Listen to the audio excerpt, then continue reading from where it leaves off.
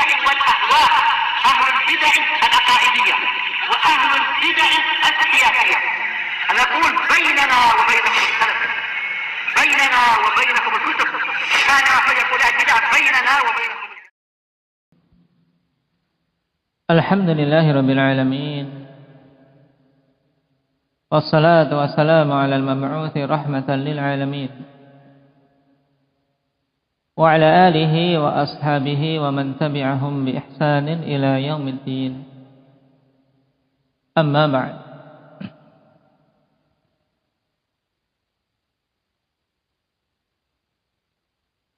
Ikhwanil kiram rahimani wa rahimakumullah. Pada pertemuan yang lalu kita telah masuk pada perkataan Syekh Muhammad bin Abdul Wahhab rahimahullah ta'ala pada permasalahan yang kedua yang wajib untuk kita ketahui, yang intinya bagaimana indak ya Nabil kum. Permasalahan kedua itu bagaimana? Nah, bahwasanya Allah tidak ridha disekutukan dengan sesuatu apapun dalam peribadatan, baik itu disekutukan dengan malaikat ataupun dengan para nabi. Ini intinya ikhwani fillah yang hendaknya diingat-ingat. Dan kemarin telah kita jelaskan bahwasanya pada kalimat Syekhul Islam Muhammad bin Abdul Wahhab ini, pentakbiran atau pengungkapan peringatan dari kesyirikan dengan cara yang sangat lembut, ikhwan. Dan ini butuh untuk kita contoh. Karena ketika beliau mengatakan sungguhnya Allah tidak ridha, bagi orang yang berakal mesti akan apa? Akan muncul dalam benak mereka, berarti harus ditinggalkan. Kalau Allah tidak ridha, Allah akan memurkainya. Allah akan apa? Membenci dia. Baik. Dan ketidakridhaan Allah Subhanahu wa taala terhadap kesyirikan, kalau kita perhatikan dalil-dalil yang begitu banyak, juga kaidah-kaidah syariah, itu dikarenakan tiga perkara pokok. Yang pertama, likamali ihsanihi bi'ibadihi wa limahabbatihi sa'adatahum. Allah tidak ridha disekutukan, Allah tidak ridha terhadap kesyirikan. Kenapa? Yang pertama, dikarenakan kesempurnaan kebaikan Allah Subhanahu wa ta'ala terhadap hamba-hambanya, dan dikarenakan kecintaan Allah Subhanahu wa ta'ala agar hamba-hamba tersebut itu bisa bisa selamat dan bahagia. Makanya Allah tidak suka mereka melakukan kesyirikan, tidak ridha kalau mereka melakukan kesyirikan. Bukan karena Allah Subhanahu wa ta'ala ikhwani fillah termadarati ketika disekutukan. Paham? Karena apa? Seandainya semuanya menyekutukan Allah, Allah Subhanahu wa ta'ala pun tidak termadarati. Kekuasaannya tidak akan berkurang, kemuliaannya pun tidak akan apa? Tidak akan berkurang. Tapi karena Allah zat yang maha sempurna dari siapa kebaikannya terhadap hamba-hamba, maka Allah larang. Dan ini sangat jelas pada semua larangan-larangan yang ada dalam syariat kita, ikhwan. Allah melarang kita dari perkara-perkara yang haram, dan di antara yang paling parahnya kesyirikan. Kenapa? Karena Allah Subhanahu wa ta'ala mencintai mereka, mencintai hamba-hamba tersebut.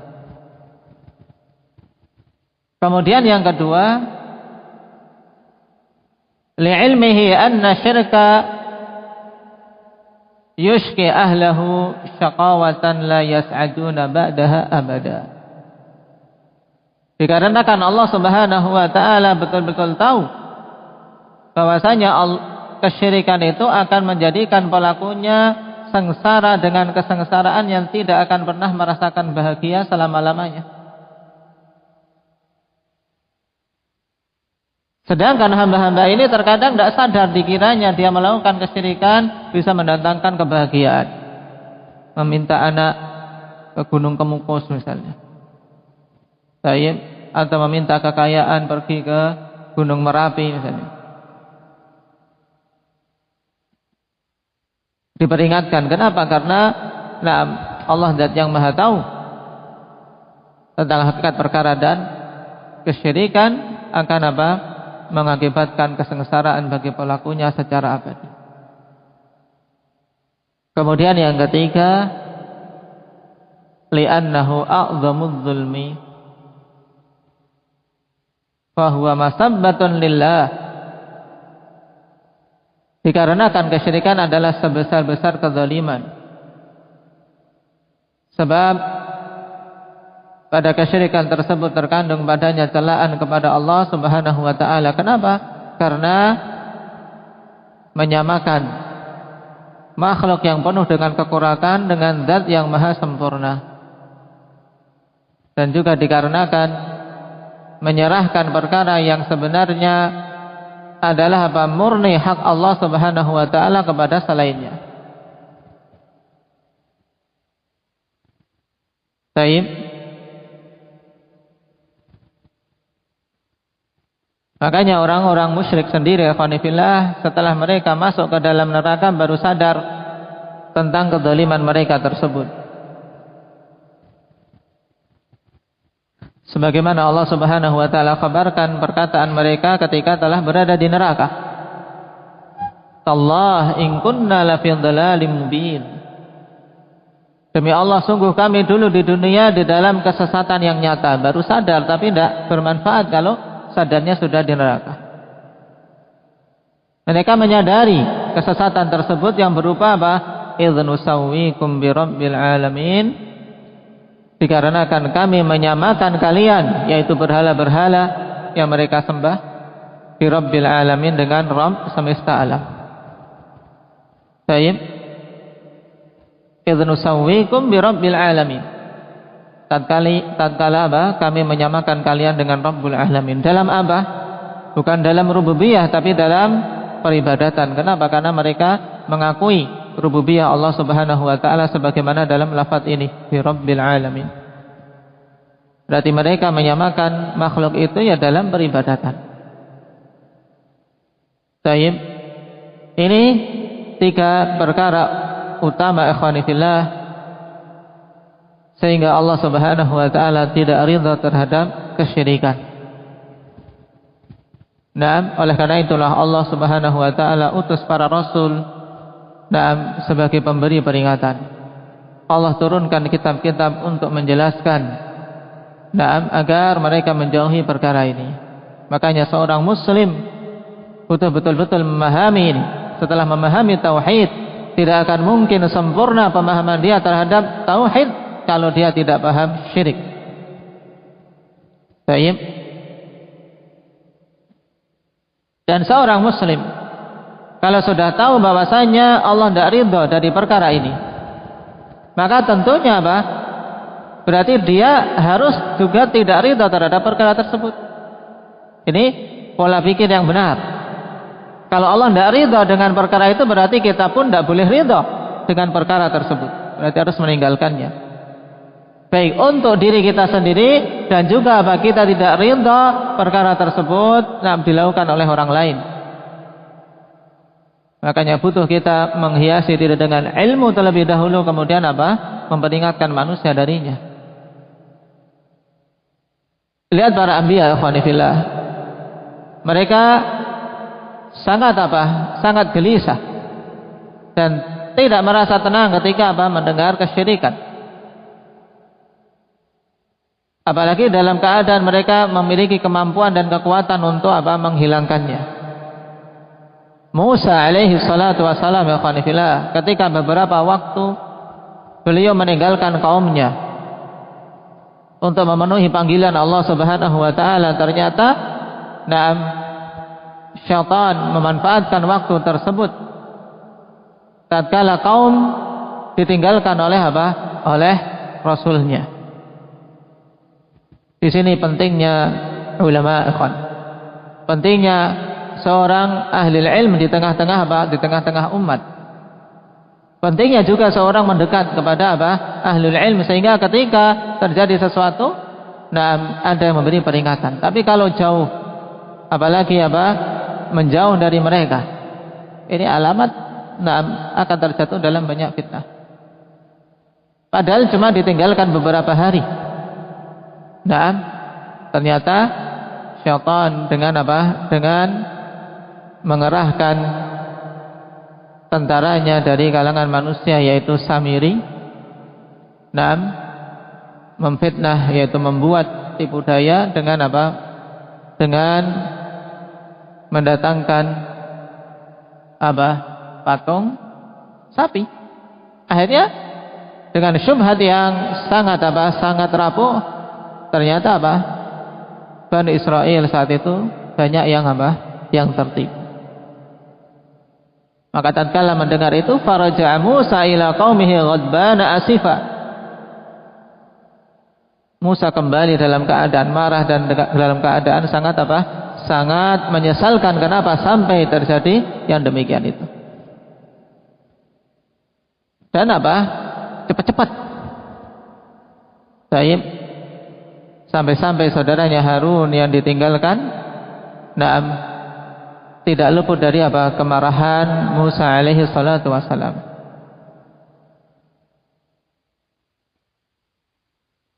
Ini keadaan para anbiya. Demikian pula Nabi kita Muhammad sallallahu alaihi wasallam. Nah, sekarang kita butuh mempelajari tentang jenis-jenis kesyirikan tersebut, ikhwani fillah, secara global,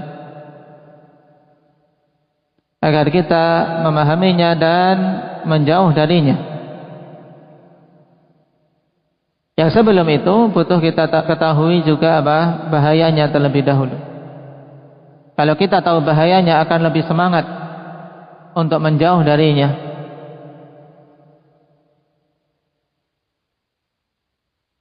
Di antara bahaya kesyirikan yang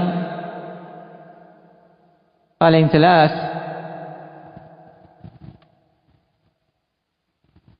yang pertama,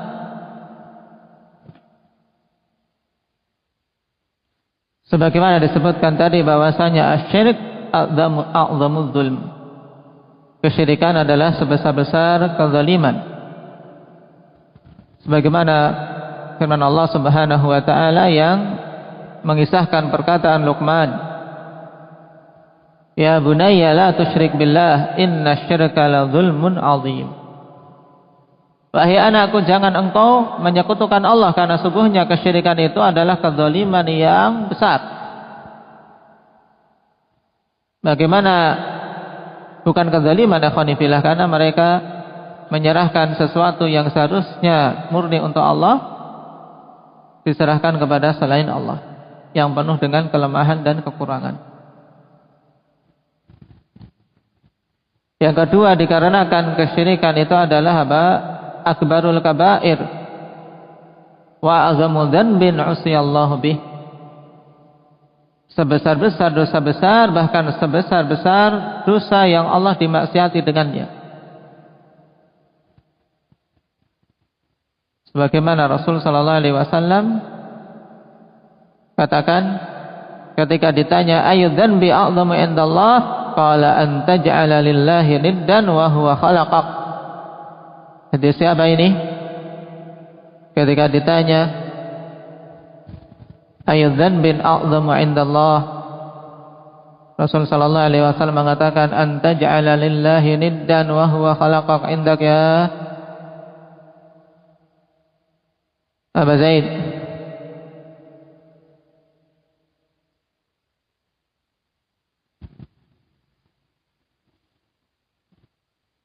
Hadis Abdullah bin Mas'ud muttafaqun alaih. Kemudian juga hadis Abi Bakrah dalam Sahihain juga, Rasul sallallahu alaihi wasallam mengatakan ala unabbiukum bi akbaril kabair. Mengatakan 3 kali, kemudian para sahabat menjawab bala ya Rasulullah, dan Rasul sallallahu alaihi wasallam mengatakan al-isyraku billah wa uququl walidain. Kesyirikan pada Allah, itu yang pertama kali. Kemudian setelahnya disebutkan uququl walidain. Apa makna uququl walidain alif? Durhaka kepada orang tua. Baik. Bahaya yang ketiga, annahu dzanbul ladzi la yaghfiruh illa bit-taubati minhu qabla al-maut. Bahwasanya syirik adalah dosa yang tidak akan Allah ampuni kecuali dengan taubat sebelum kematian. Tapi kalau tidak bertobat sebelum kematiannya, maka Allah Subhanahu wa taala tidak akan mengampuninya. Apa dalilnya? Indak ya Ridwan.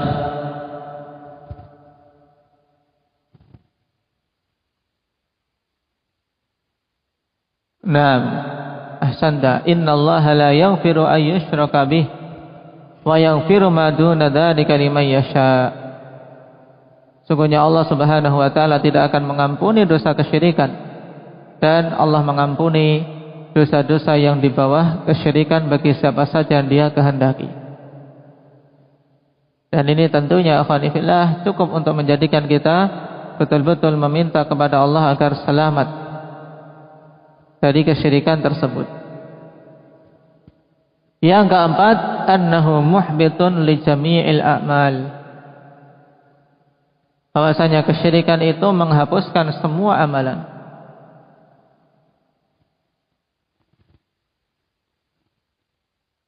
Allah Subhanahu wa taala katakan kepada nabinya, la in asyrakta la yahbatanna 'amaluka wa la takunanna minal khasirin. Wahai Muhammad, seandainya engkau melakukan kesyirikan, maka sungguh amalanmu itu semuanya akan sirna, akan terhapus, dan sungguh engkau menjadi orang-orang yang merugi. Indak ya Abu Umar. Dalam ayat ini Allah katakan la in asyrakta la yahbatanna 'amaluka. Mana yang menunjukkan umum bahwasanya mencakup semua amalan yang akan dihapus dikarenakan syirik. Amaluk kenapa? Mufrad mudhaf. Nah, mufrad mudhaf yufidul umum. Di sini amaluka, yaitu walaupun disebutkan mufrad, tapi tatkala diidhafahkan mencakup semua amalanmu akan terhapus dengan sebab kesyirikan. Walaupun Nabi akhwani fillah terjaga dari kesyirikan, tapi ini peringatan kepada umat kalau seandainya saja Nabi melakukan kesyirikan akan terhapus amalan-amalan secara keseluruhan, apalagi kita. Ini. Baik. Demikian pula ketika Allah Subhanahu wa taala sebutkan tentang para rasulnya. Dan setelah menyebutkan beberapa rasul-rasulnya yang Allah Subhanahu wa taala pilih, kemudian Allah katakan apa? Walau asyraku lahabita anhum ma kanu ya'malun. Seandainya mereka melakukan kesyirikan, maka sungguh akan terhapus amalan-amalan yang dulu mereka lakukan. Baik. Ayat yang awal tadi dalam surat Az-Zumar ayat 65. Baik. Itu yang diingat-ingat dan dihafal. Kemudian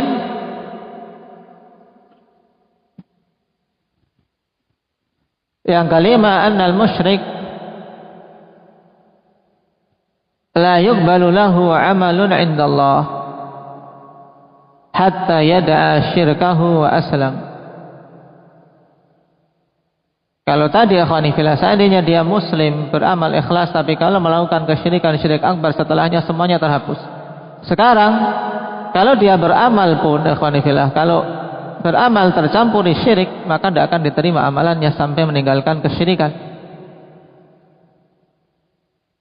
Hal ini sebagaimana dalam hadits qudsi yang diriwayatkan dari Abi Hurairah radhiyallahu anhu dalam Sahih Muslim, bahwasanya Rasulullah sallallahu alaihi wasallam mengatakan, qala Allah tabaraka wa taala, ana aghna syuraka'i 'ani syirk, man 'amila 'amalan asyraka fihi ma'i ghairi taraktuhu wa syirkah. Aku adalah zat yang paling tidak butuh terhadap sekutu. Maka siapa saja melakukan satu amalan dan menyekutukanku padanya, maka aku akan tinggalkan dia beserta sekutunya. Jadi tidak akan diterima oleh Allah Subhanahu wa ta'ala.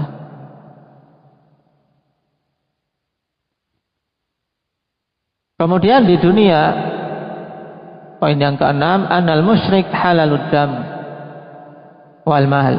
Di dunia pun dia tidak akan mendapatkan keamanan. Musyrik itu hartanya halal untuk dirampas dan darahnya halal untuk ditumpahkan. Ini musyrik.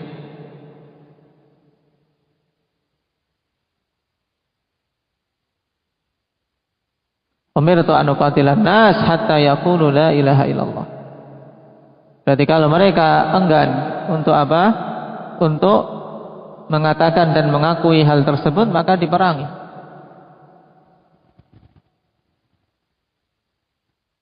Yang ketujuh, anal musyrik la tanfa'uhu syafa'ah yaumal qiyamah. Musyrik itu tidak akan bermanfaat baginya syafaat. Berarti tidak ada sudah kemungkinan mendapatkan keringanan, apalagi mendapatkan keselamatan dari neraka. Kenapa? Sudah tidak ada kesempatan dapat syafaat. Walaupun di dunia akhwan minta setiap khutbah mengharapkan syafaat Nabi, mendapatkan syafaat Kanjeng Nabi Muhammad sallallahu alaihi wasallam, tapi kalau dia melakukan syirik, ke kuburan, minta-minta kepada penghuni kubur, baik itu wali atau yang lainnya, maka ini musyrik. Enggak akan mendapatkan syafaat. Allah katakan fama tanfa'uhum syafa'atus syafi'in. Tidak bermanfaat bagi mereka syafaat orang-orang yang memberikan syafaat. Apa kata Allah Subhanahu wa taala dalam surat Al-Muddatsir berhubungan dengan masalah syafaat ini? Man ya'ti bil ayah. Nah, yang disebutkan tadi, fama tanfa'uhum syafa'atus syafi'in. Tidak bermanfaat bagi mereka syafaat orang-orang yang memberikan syafaat, ayat yang ke-48.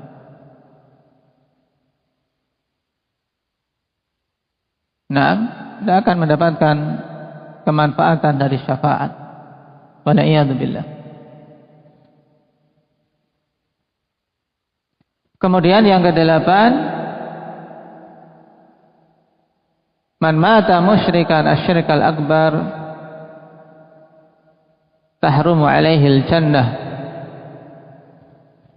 Siapa saja yang mati dalam keadaan musyrik syirik akbar, maka haram atasnya surga, sehingga kekal di dalam neraka. Sebagaimana firman Allah Subhanahu wa taala, innahu may yusyrik billah faqad harramallahu alaihil jannah wa ma'wahu an-nar wa ma lidh-dhalimin min ansar. Nah, dalam surat apa ini? Indak ya Ahmad, Al-Maidah ayat yang ke-72. Nah, ini juga dalil pokok ikhwan yang menunjukkan tentang sangat bahayanya syirik. Kenapa? Karena menjadikan pelakunya tidak punya peluang untuk masuk surga, tidak akan dapat syafaat, tidak akan bisa selamat dari neraka, dan yang jelas tidak akan mungkin masuk surga. Wal'iyadzubillah. Ini 8 bahaya pokok dari sekian banyak dalil-dalil yang memperingatkan kita semua dari kesyirikan. Lalu apa itu syirik? Setelah kita tahu bahayanya, butuh kita tahu syirik itu apa. Karena tidak ada faedah kalau cuma sekadar tahu istilah, tahu kata saja, tapi tidak tahu hakikatnya bagaimana. Nah, syirik secara syar'i ya ikhwani fillah, yaitu taswiyatu ghairillahi billah fima huwa min khasaisillah. Ini pengertian singkat tapi mencakup semua jenis-jenis syirik. Yaitu taswiyatu ghairillahi billah, penyamaan selain Allah Subhanahu wa taala dengan Allah, fima huwa min khasaisillah, pada perkara-perkara yang merupakan kekhususan Allah Subhanahu wa taala. Berarti apa? Syirik ini mencakup semua perkara-perkara yang merupakan kekhususan Allah, tatkala perkara itu makhluk-makhluk ini samakan sebagian yang mereka tetapkan dengan Allah Subhanahu wa taala. Mereka samakan batu dengan Allah, mereka samakan nabi dengan Allah, maka ini masuk dalam kesyirikan. Mencakup berarti kekhususan rububiyah, uluhiyah maupun asma wa sifat. Nah,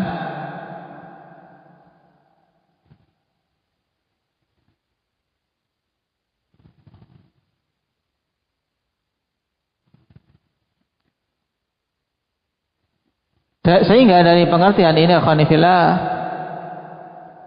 nah kita pun secara sekilas bisa menggambarkan tentang jenis-jenis kesyirikan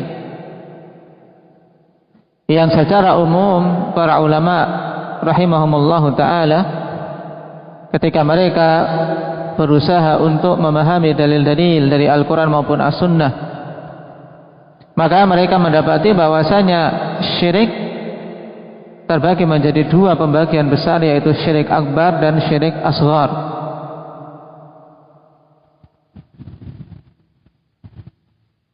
Syirik akbar pengertiannya apa?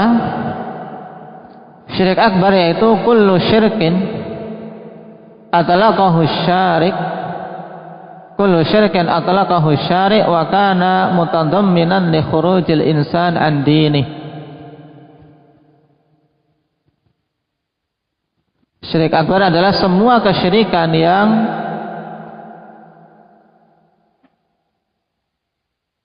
ditetapkan oleh zat yang membuat syariat ini bahwasanya itu syirik, dan terkandung di dalamnya keluarnya pelaku kesyirikan itu dari agama. Berarti untuk sesuatu perkara dihukumi syirik akbar, yang pertama harus ada penetapan. Dalam syariat disebut itu syirik. Kemudian apa? Bedanya dengan syirik-syirik yang lain, kalau syirik akbar, nah konsekuensinya pelaku kesyirikan itu keluar dari agama. Berarti apa? Menjadi kafir. Menjadi apa? Hukumnya non muslim lagi. Nah, hukumnya musyrik secara jelas. Musyrik, syirik akbar, berarti bukan muslim.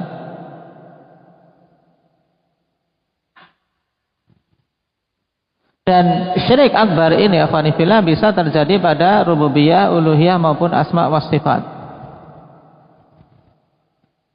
Sekarang syirik dari sisi rububiyah yang kategori syirik akbar.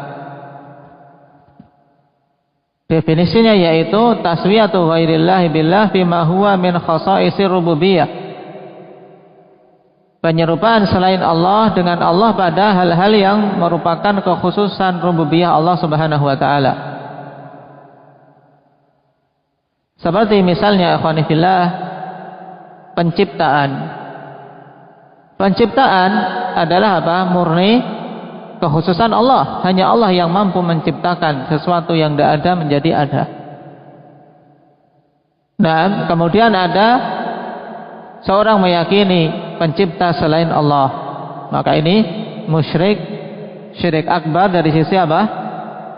Sisi apa, Faisal? Rububiyah. Pemberian rezeki misalnya. Yang memberi rezeki itu Allah Subhanahu wa taala saja. Kemudian dia meyakini bahwasanya kalau apa? Nyi Blorong bisa apa? Memberi rezeki misalnya. Ini musyrik, syirik akbar dari sisi apa? Rububiyah. Tayyib, kemudian yang mematikan, menghidupkan, yang mengatur zakat raya ini ikhwan, kalau sampai meyakini itu maka jatuh dalam syirik rububiyah. Tayyib.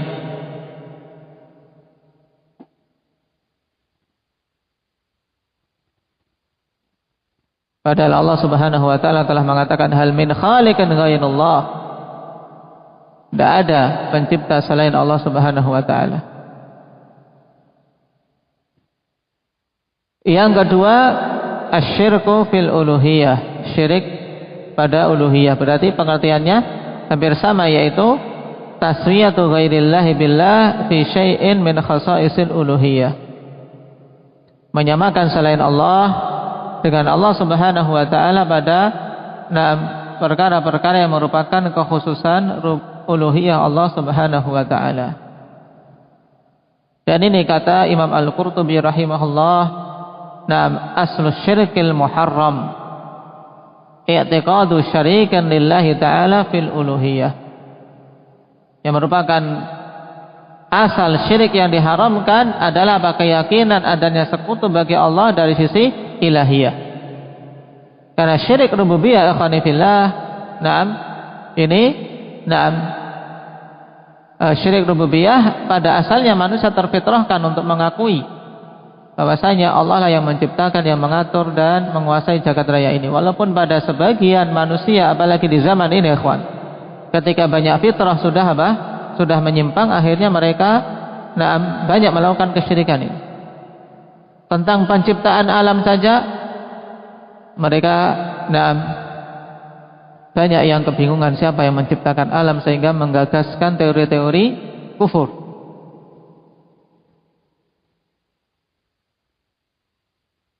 Dan syirik ilahiyah ini terbagi menjadi 4 syirik pokok ikhwan.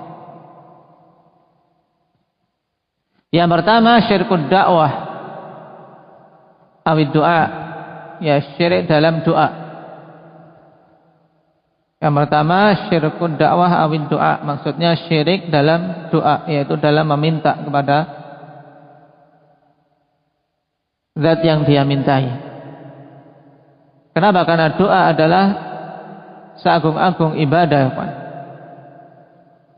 Bahkan itu merupakan inti dari ibadah, sebagaimana dalam hadis ad-doa huwal ibadah. Maka kapan saja doa ini diarahkan kepada selain Allah, baik itu nabi atau malaikat atau wali atau kubur atau batu atau yang lainnya, maka dia terjatuh dalam kesyirikan, syirik akbar dari sisi uluhiyah, jenis apa? Syirik doa. Dan ini banyak sekali yang terjatuh di dalamnya. Berdoa kepada selain Allah.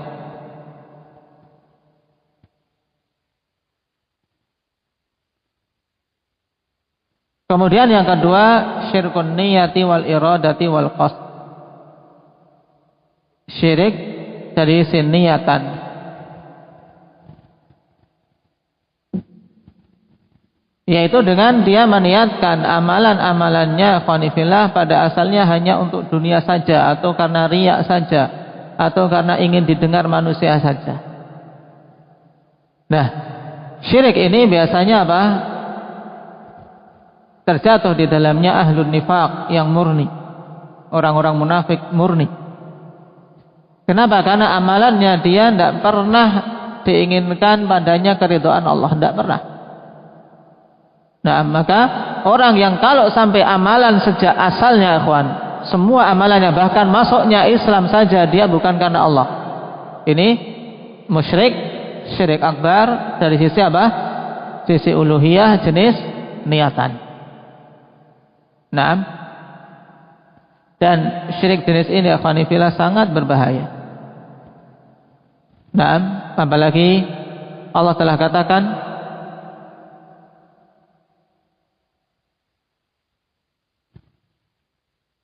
tentang mereka-mereka yang terjatuh dalam syirik ini.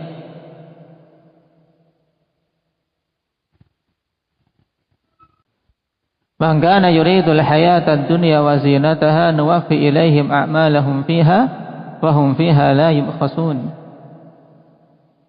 Siapa saja yang hanya menginginkan kehidupan dunia saja dengan amalannya, dengan Islamnya saja, ingin selamat yang penting, atau ingin dapat istri muslimah, tidak ada keikhlasan padanya.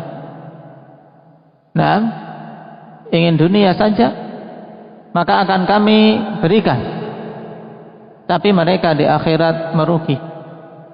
Kata Allah, ulaikal ladzina laisa lahum fil akhirati illa nar. Mereka itu orang yang tidak mendapatkan bagian di akhirat kecuali api neraka. Dan wa habita ma sana'u fiha wa batilum ma kanu ya'malun. dalam surat Hud ayat 15 sampai 16.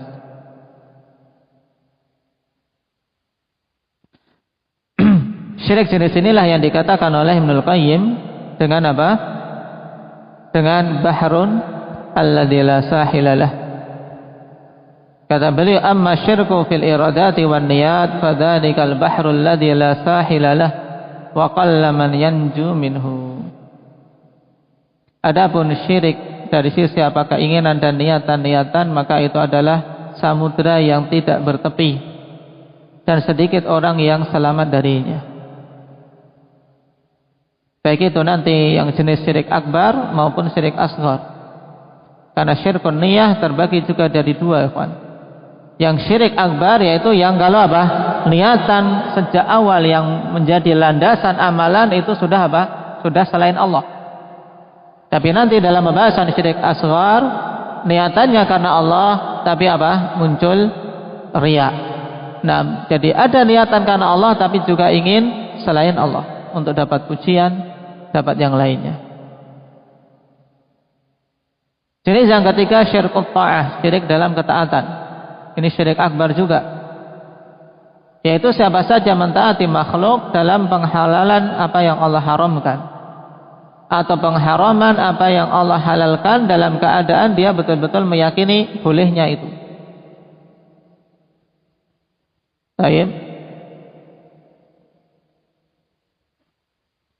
Dan juga dalam keadaan dia tahu bahwasanya itu menyelisih agama Islam. Maka orang yang seperti ini telah menetapkan Rabb selain Allah Subhanahu wa taala dalam pembuatan syariat sebagaimana keadaan orang-orang Nasara. Allah katakan ittakhadhu ahbarahum wa ruhbanahum arbaban min dunillah. Mereka jadikan pendeta-pendeta mereka sebagai apa? Rabb selain Allah.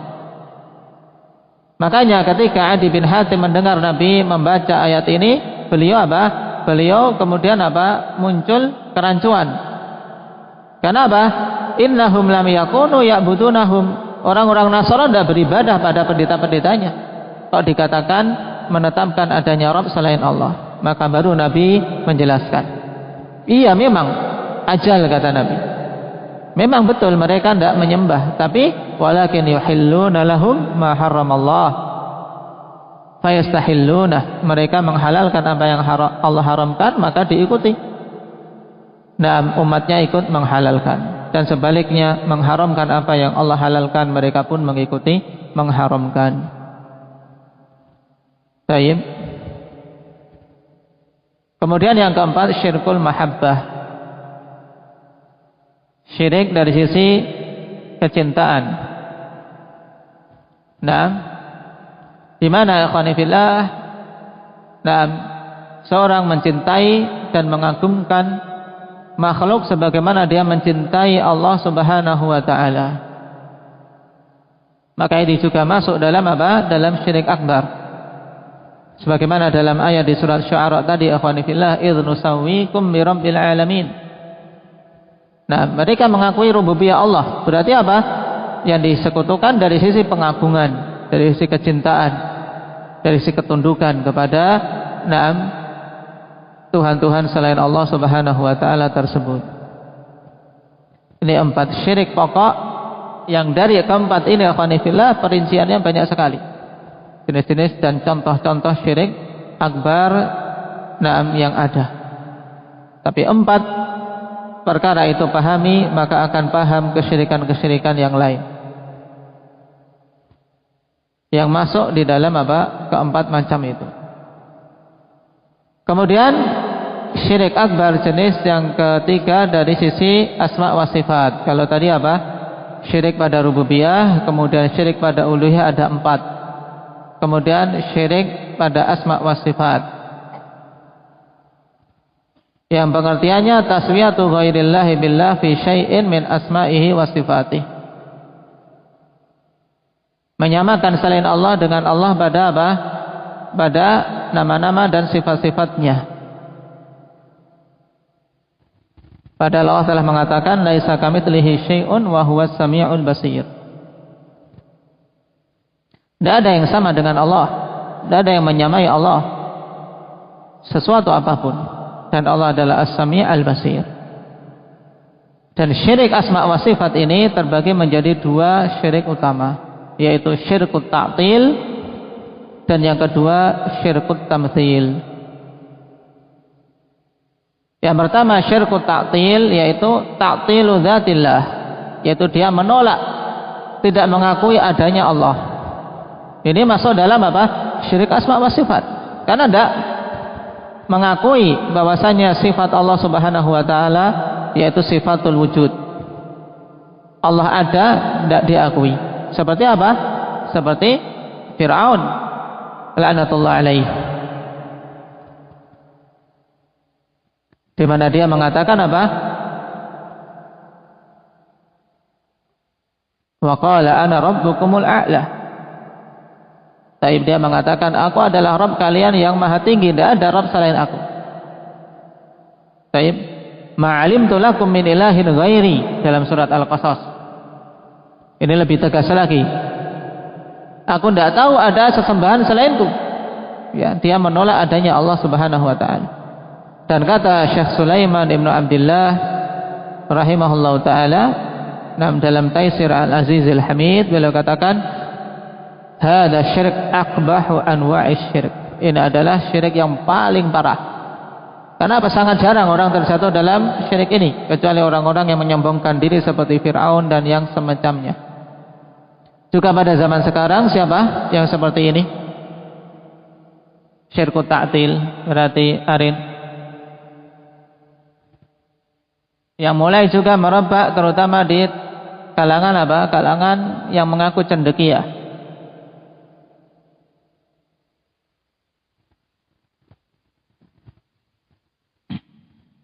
Orang-orang ateis. Nah, ya.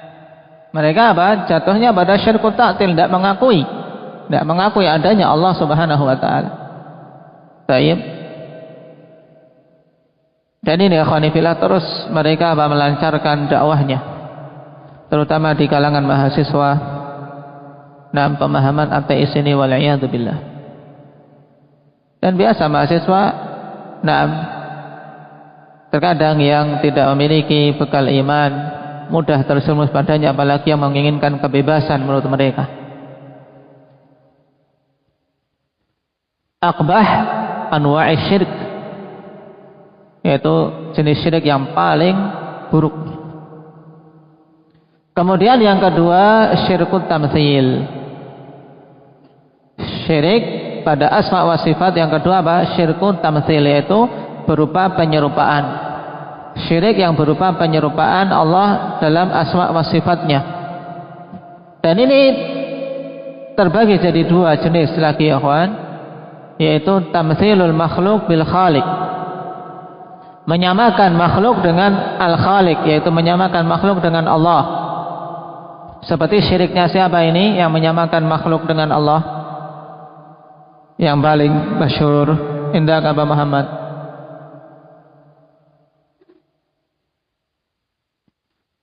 orang Nasara menyamakan makhluk dengan Allah, yaitu apa? Mereka samakan Isa dengan Allah Subhanahu wa taala, di mana mereka serahkan ibadah kepada Isa Al-Masih. Baik. Ini menyamakan makhluk dengan Al-Khaliq. Yang kedua kebalikannya, menyamakan Khaliq dengan makhluk. Nah, dan ini lebih sedikit.